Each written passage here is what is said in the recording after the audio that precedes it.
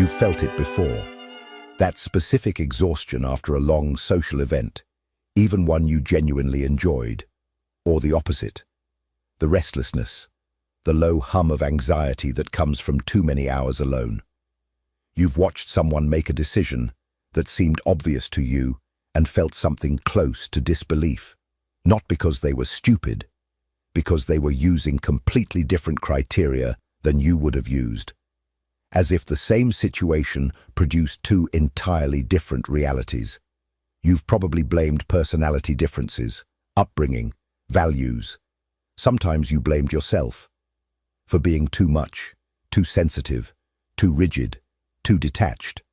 But Carl Jung had a different diagnosis, and it's harder to dismiss. Jung spent nearly 20 years not theorizing in isolation, but observing patients, colleagues, artists, philosophers. And he arrived at something most people find uncomfortable. Humans are not just different in degree.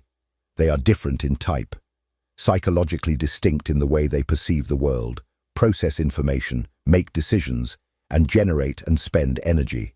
Not randomly, not arbitrarily, but according to a deep structure that forms early and persists. This is not the psychology of your horoscope. Jung himself was careful to say that types are not rigid boxes. They are patterns, tendencies so consistent, so structural, that once you see them, you cannot unsee them. In Psychological Types, he wrote that these differences create genuine incomprehension between people. Not miscommunication, incomprehension.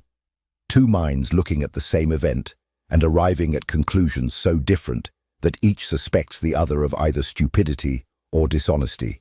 That conflict you keep having with the same person. The career that drains you even though it looks correct on paper. The decisions you keep making that feel right in the moment and hollow in the aftermath. These aren't failures of willpower or character. They may be what happens when a person spends years operating against their own psychological architecture, forcing processes that don't belong to them, suppressing the ones that do. What Jung offers is a map, not a flattering one, not a map that tells you you're special and misunderstood and just need to find your people. A map that shows you where you actually are, and more uncomfortably, why you keep ending up there.